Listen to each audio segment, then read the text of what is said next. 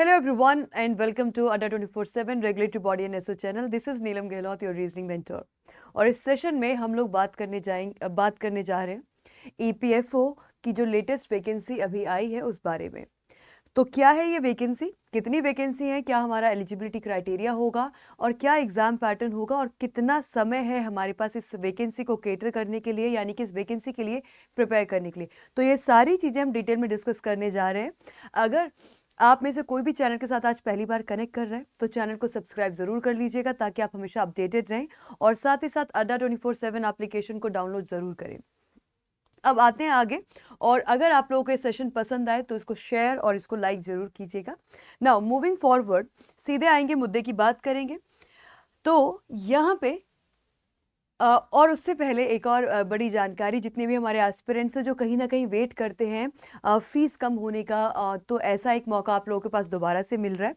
कल महाशिवरात्रि का मौका है और इस महाशिवरात्रि के मौके पर आप लोगों को फ्लैट 78% डिस्काउंट्स के साथ डबल वैलिडिटी मिल रही है आपके सभी महापैक्स में। तो अगर आप इंतज़ार कर रहे थे ऐसे किसी मौके का जहाँ पे आप अपने आप को एनरोल करना चाहते हैं, हमारे पेड बैचेस में जुड़ना चाहते हैं, महापैक में जुड़ना चाहते हैं, तो आप जुड़ सकते हैं using the discount code Y651। तो Y651 डिस्काउंट कोड के साथ आप अपने आप को महापैक में या फिर लाइव बैचेस में डबल वैलिडिटी के साथ एनरोल कर सकते हैं। आगे बढ़ेंगे और बात करेंगे इस पूरी डिटेल नोटिफिकेशन पर।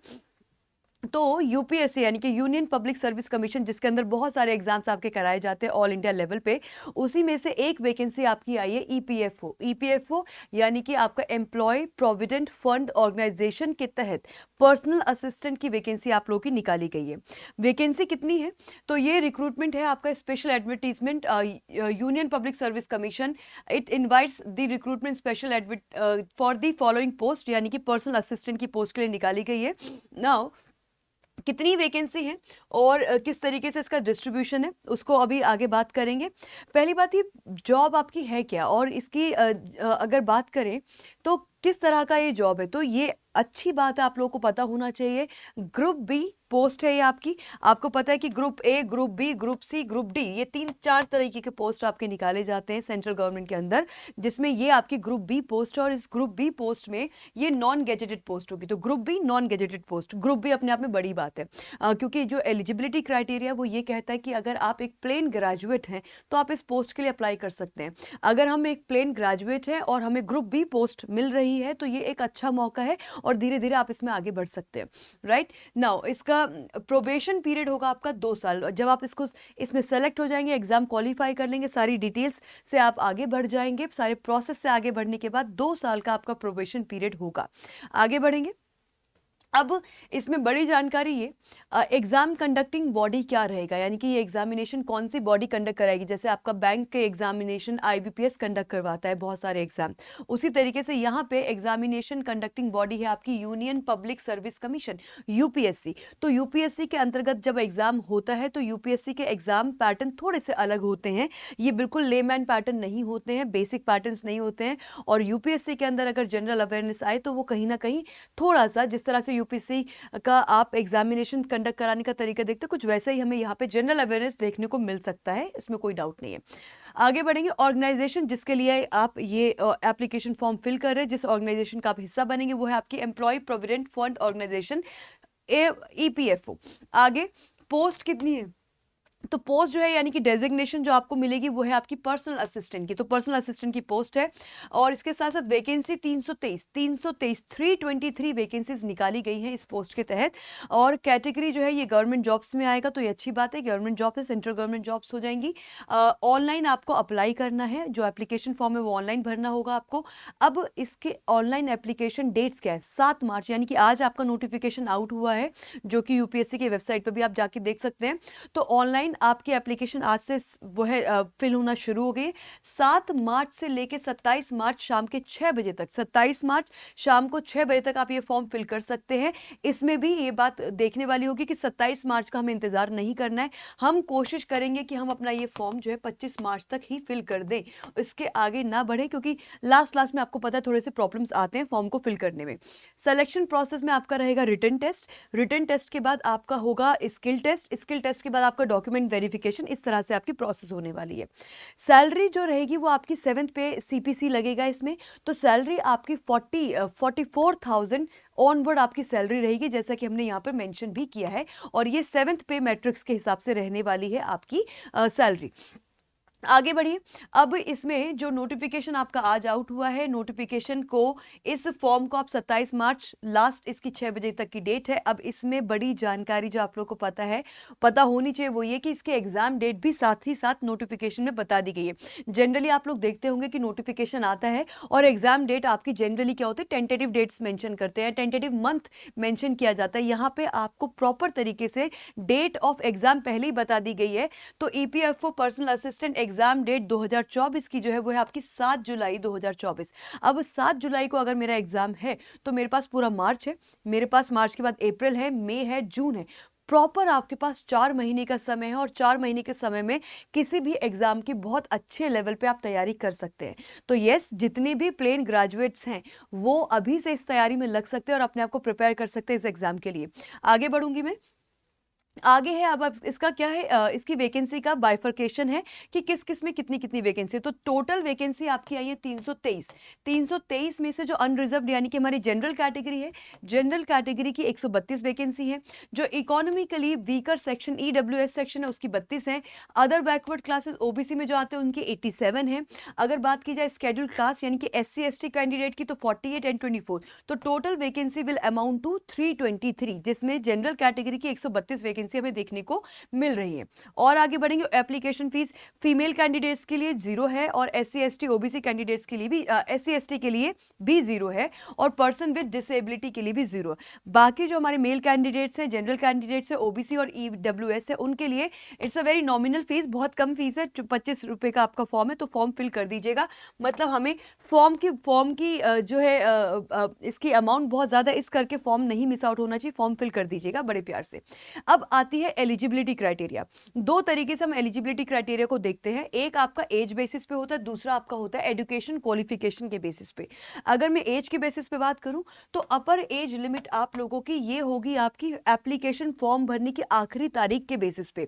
इसको आप कैसे देखेंगे, इसको आप देखेंगे एज ऑन, ये अगर हमें ये देखना है कि मैम कब तक हमारी इसकी लास्ट डेट कब तक मानी जाएगी, age on the last date of application, last date of form filling. ठीक है, तो आपकी लास्ट डेट फॉर्म फिल करने की क्या है, 27 मार्च है। तो 27 मार्च के बेसिस पर आपकी एज, अगर जनरल कैटेगरी से आप बिलोंग करते हैं तो 30 इयर्स, ओबीसी कैटेगरी से बिलोंग करते हैं तो 3 साल का ओबीसी को रिलैक्सेशन मिलता है, तो 33 साल यानी कि 33 इयर्स। SC ST कैंडिडेट्स को 5 साल का रिलैक्सेशन मिलता है, तो यहाँ पे 35 इयर्स। और PWBD कैंडिडेट यानी कि person with bench mark disability, इनके पास होगा पूरा का पूरा 10 साल का एक्स्ट्रा, यानी कि 10 साल का जो रिलैक्सेशन मिलेगा, तो 30 से ही हो जाएगी 40। तो ये आपकी एज लिमिट्स हैं, और ये एज लिमिट्स आपको चेक करनी होगी अपने फॉर्म फिल करने की लास्ट डेट की रिस्पेक्ट में। यानी कि 27 मार्च को हमारे फॉर्म फिलिंग की लास्ट डेट है, तो उसके बेसिस पे आप देखेंगे क्या आप ये एज क्राइटेरियाज को फुलफिल कर रहे हैं या नहीं कर रहे हैं। और मैं अगर आपके साथ आगे बढ़ूं तो एलिजिबिलिटी क्राइटेरिया का दूसरा जो पर्सपेक्टिव होता है वो होती है आपकी एजुकेशन क्वालिफिकेशन, यानी कि हमें क्या हमारी जो है क्वालिफिकेशंस होनी चाहिए कि हम ये फॉर्म भर सकते हैं या नहीं। तो क्वालिफिकेशन जो है वो ये कि आपने बैचलर्स डिग्री किया हो किसी रिकॉग्नाइज्ड यूनिवर्सिटी से, मतलब आप किसी भी बैकग्राउंड से हैं, क्योंकि बैकग्राउंड तो यहाँ पे मेंशन नहीं किया है कि कॉमर्स वाले कर सकते हैं, आर्ट्स वाले कर सकते हैं, साइंस वाले कर, ऐसा कुछ मेंशन नहीं है। ऑल्सो यहाँ पे ये भी चीज मेंशन नहीं कि कोई परसेंटेज क्राइटेरिया है, ऐसा भी नहीं कि मिनिमम आपके इतने परसेंटेज होने चाहिए, ऐसा भी कुछ नहीं है। तो आपकी बैचलर डिग्री किसी भी यूनिवर्सिटी से होनी चाहिए, रिकॉग्नाइज्ड यूनिवर्सिटी से, यानी कि आप गुड टू गो, आप ये फॉर्म फिल कर दीजिए। इसके साथ साथ एक और चीज़ है जो यहाँ पे मैं हाईलाइट करना चाहती हूँ हमारे स्टूडेंट्स को, वो ये कि आपको dictation for a period of 10 minutes with a speed of 120 words पर मिनट इन स्टेनोग्राफी। आपको जब स्टेनोग्राफी का आपका टेस्ट होगा, यानी कि जो स्किल टेस्ट होगा, उसमें आप लोगों को ये कहीं ना कहीं ये शो आपको करना पड़ेगा, अपनी स्पीड दिखानी पड़ेगी, जिसमें आपकी 10 मिनट डिक्टेशन आपसे कराई जाएगी 10 मिनट के लिए, और यहाँ पे आपकी स्पीड निकल कर आनी चाहिए 120 वर्ड्स पर मिनट। तो आप अपने इसके साथ साथ अपनी इस एग्जाम की तैयारी के साथ साथ मैं आपको बोलूँगी कि आप अभी से अपनी टाइपिंग स्पीड पर भी थोड़ा सा वर्क करना शुरू कर दीजिए, अगर आप ये एग्जाम को क्वालिफाई करना चाहते हैं। तो इन स्टेनोग्राफी, और ये आपके पास ऑप्शन होगा, आप हिंदी या इंग्लिश में चूज कर सकते हैं। एंड सेकंड इसमें रहेगा transcription time for the dictation taken as 50 minute English में और 65 मिनट आपका किस में होगा, आपका हिंदी में होगा, और ये आपको कंप्यूटर पे ही टाइप करना रहेगा। ठीक है, तो ये चीज़ क्लियर होनी चाहिए। और थोड़ा सा आगे बढ़ेंगे तो यहाँ पे अब आते हैं हम अपने एग्जाम पैटर्न पे। अगर एग्जाम पैटर्न की बात की जाए गाइस, तो एग्जाम पैटर्न में आपकी दो चीज़ें हैं। पहले आपका रिक्रूटमेंट टेस्ट होगा जो रिटन एग्जामिनेशन होगा, और ये पेन पेपर बेस्ड पेपर है। ऐसा नहीं है कि आपको ऑनलाइन पेपर देना है, ये पेपर आपका पेन पेपर यानी कि ऑफलाइन मोड में ये आप लोगों का एग्जाम होगा। ऑफलाइन मोड में ये एग्जाम होगा पेन पेपर से, यानी कि आपके पास वो OMR शीट होगी जिसमें आपको वो सर्कल सर्कल करके क्या करना है, आपको फिल करनी होगी वो OMR शीट। तो स्टेज 1 जो है वो रिटन एग्जामिनेशन, और स्टेज 2 जो रहेगी वो आपकी स्किल टेस्ट यानी कि क्वालिफाइंग रहेगा। स्किल टेस्ट में आपका वही वो टाइपिंग स्पीड जिसके बारे में हमने अभी बात करी, चर्चा करी, वही आपका स्किल टेस्ट रहेगा। इसको क्वालिफाई करना जरूरी है। ठीक है, क्वालिफाई करना जरूरी है, ऐसा नहीं कि क्वालिफाई नहीं करोगे तो चलेगा, क्वालिफाई करना जरूरी है। हालांकि प्रॉपर जो मेरिट लिस्ट बनेगी उसमें इसके नंबर नहीं जुड़ेंगे, तो इसको आपको क्वालिफाई करना है। हाँ, इसके मार्क्स नहीं जुड़ेंगे। मार्क्स आपके कहाँ से आएंगे, रिटन एग्जामिनेशन से ही आपकी मेरिट बनने वाली है। आगे बढ़ते हैं। अब इसका जो एग्जाम पैटर्न है ये थोड़ा डाइसी है। ये डाइसी इसलिए है कि इन्होंने ये तो बताया है अपने ऑफिशियल नोटिफिकेशन में कि क्या क्या सब्जेक्ट्स आने वाले, ये बताया गया आपको कि क्या क्या सब्जेक्ट्स आने वाले हैं, लेकिन वो सब्जेक्ट्स में किसका कितना वेटेज होगा ऐसा कुछ नहीं बताया गया। केवल ये बताया गया कि टोटल आपका जो एग्जाम है वो 300 नंबर के लिए कंडक्ट करवाया जाएगा। तो the examination will be conducted for 300 marks, और इस 300 मार्क्स के लिए आपको 120 मिनट का यानी कि पूरे के पूरे 2 घंटे का टाइम मिलेगा। और जो आपका सिलेबस, पार्ट ऑफ सिलेबस रहेगा, यानी कि जो हमारे सब्जेक्ट्स पूछे जाएंगे उसमें आपकी जनरल अवेयरनेस यानी कि GA है, उसमें आपकी इंग्लिश लैंग्वेज आएगी, उसमें आपका क्वांट्स आएगा, और उसमें आपका रीजनिंग एंड कंप्यूटर एप्टीट्यूड आएगा। अब यहाँ पे ना बहुत ये विचार किया जा रहा था कि ये किस तरीके का सिलेबस आपसे पूछा जाएगा। तो जिस तरीके से यहाँ पे जो आपके सब्जेक्ट मेंशन हुए ना, जैसे कि फॉर एग्जांपल मैं बात करूँ आपका reasoning and computer aptitude, computer aptitude की भाषा का इस्तेमाल हमने होता देखा बैंकिंग एग्जामिनेशन में। बैंक में जैसे SBI के मेंस में आप देखते हैं reasoning and computer aptitude mention होता है। SBI का जो सर्कल बेस्ड ऑफिसर का एग्जाम होता है वहां पे कंप्यूटर एप्टीट्यूड टर्म मेंशन होती है रीजनिंग सेक्शन के लिए। तो हाँ, हम ये बिल्कुल कह सकते हैं कि ये आपका बैंक पैटर्न पर एग्जाम होगा। और बैंक पैटर्न पर एग्जाम होगा तो क्योंकि पर्सनल असिस्टेंट का जॉब प्रोफाइल है तो वहां पे पेपर बहुत टफ नहीं होगा। बैंक की तरफ ये थोड़ा सा इसका झुकाव हो सकता है कि उसी तरीके से आपसे क्वेश्चन पूछे जाए, सीटिंग अरेंजमेंट आए, आपका पजल्स आए, आपके अल्फाबेट टेस्ट आए, वो सारी चीज़ें जो हम बाकी बैंक एग्जाम्स में देखा करते हैं उस तरीके का आपका एग्जाम पैटर्न बनेगा। लेकिन बहुत टफ यानी कि बहुत हाई लेवल एग्जाम पैटर्न नहीं बनेगा, बेसिक से मॉडरेट के बीच में आपका एग्जाम रहेगा। तो इंग्लिश लैंग्वेज जो क्वांट है, रीजनिंग कंप्यूटर एप्टीट्यूड है, तो ये रीजनिंग एंड कंप्यूटर एप्टीट्यूड में रीजनिंग ही है बेसिकली, यहाँ पे कुछ एक्स्ट्रा कंप्यूटर एप्टीट्यूड जैसा नहीं है। अब जनरल अवेयरनेस, तो जनरल अवेयरनेस में आपकी बेसिक, क्योंकि यूपीएससी इस एग्जाम को कंडक्ट कराएगा और यूपीएससी जाना जाता है इस चीज़ के लिए कि वो आपसे थोड़ा सा घुमा फिरा के भी जनरल अवेयरनेस पूछ लेगा, और थोड़ा सा जिस तरह से यूपीएससी के क्वेश्चन बनाने का तरीका है, एक पैटर्न हम देखते हैं हर एग्जाम में, वो आपको यहाँ पर भी देखने को मिल सकता है।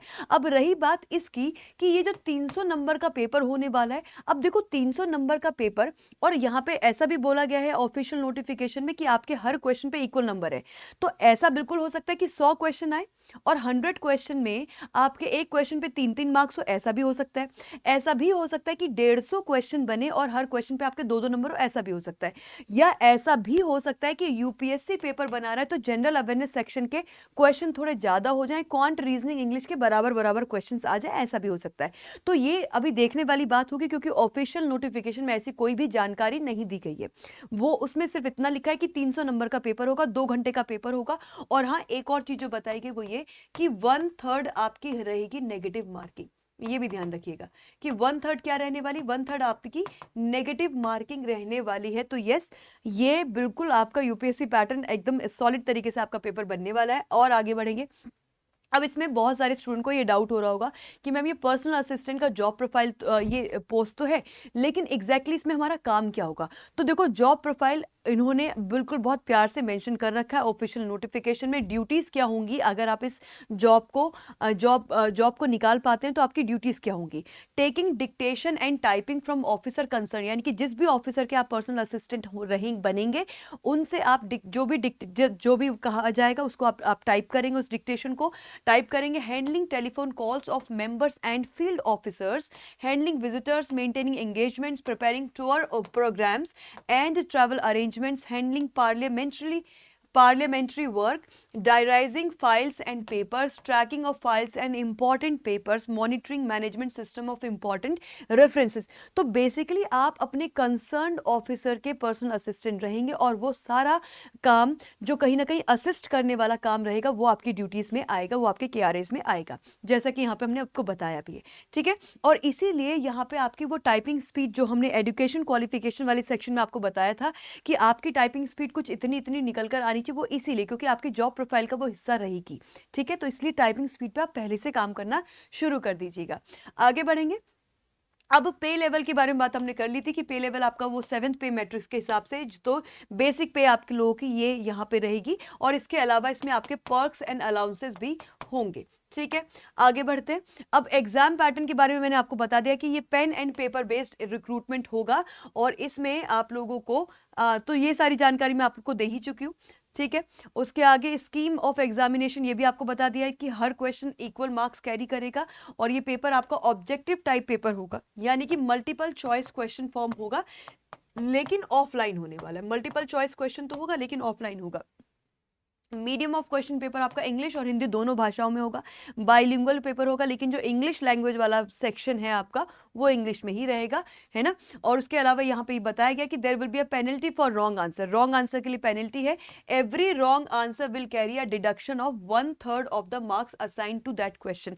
तो हर एक गलत आंसर करने पे 1/3 नंबर कट जाएंगे आपके, जो पॉजिटिव नंबर आपके पास आएंगे। ठीक है, तो ये सारी बेसिक जानकारी थी जो आपको पता होनी चाहिए। इसके साथ साथ और जो इसमें इंपॉर्टेंट है जो हमारे स्टूडेंट को पता होना चाहिए वो ये कि skill test is mandatory but qualifying in nature. The candidate who qualify the skill test will be considered for the final selection. तो आप लोगों का स्किल टेस्ट को क्वालिफाई करना जरूरी है। अगर स्किल टेस्ट क्वालिफाई करेंगे तभी आपको फाइनल सिलेक्शन के लिए रखा जाएगा on the basis of merit in the recruitment test. तो ये सारी चीजें आप लोगों को बता दी गई हैं।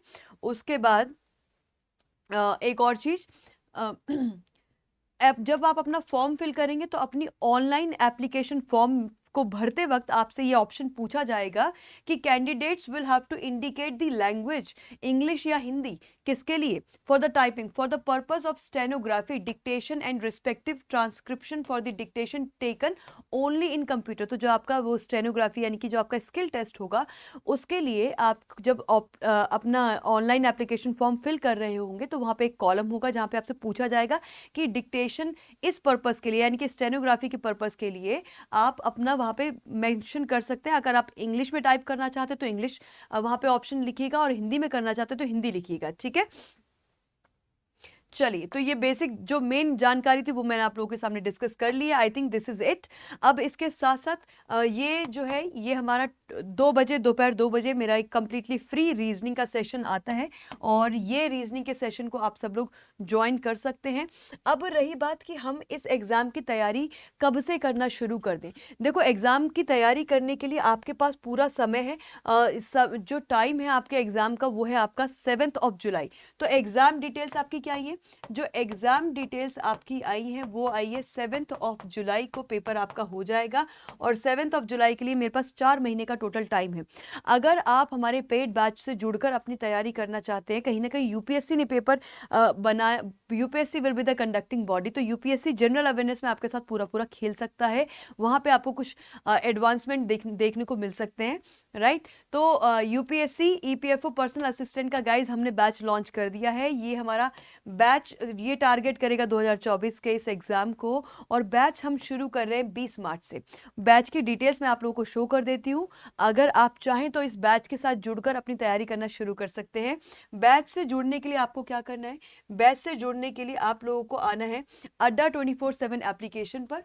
अड्डा 24/7 एप्लीकेशन को डाउनलोड कर लीजिएगा। अगर डाउनलोडेड नहीं है, डाउनलोड कर लीजिए, और डाउनलोड करने के बाद आप जब इसको ओपन करेंगे, इस तरह का इंटरफेस आप लोगों को दिखाई देगा।